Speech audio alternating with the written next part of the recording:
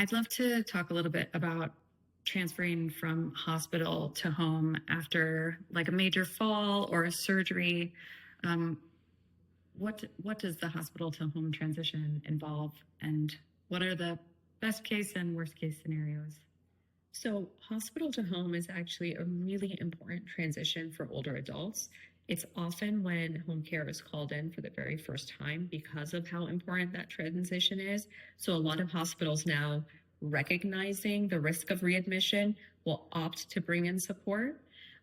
When older adults are hospitalized, actually, I don't think people realize how common readmission is.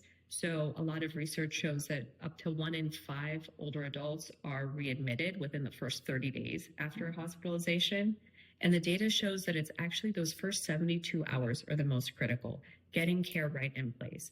And so if you just think of how traumatic physically, emotionally that can be for the person and their family, you've been hospitalized, you're excited to go home, you get home, and then within 3 days you're back, you know.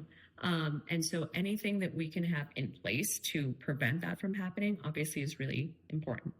What kind of supports would that involve? Often nutritional, it could be around mobility. How do I safely get from point A to point B?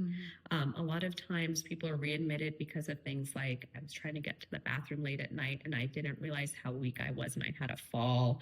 Or a lot of times someone's spouse or partner is also older and they want to get the person back home. They're so excited to be back home. And then they realize, wow, these needs are way exceeding what I can safely provide. Now I feel like I'm going to get hurt or I'm going to hurt the person that I'm providing care for.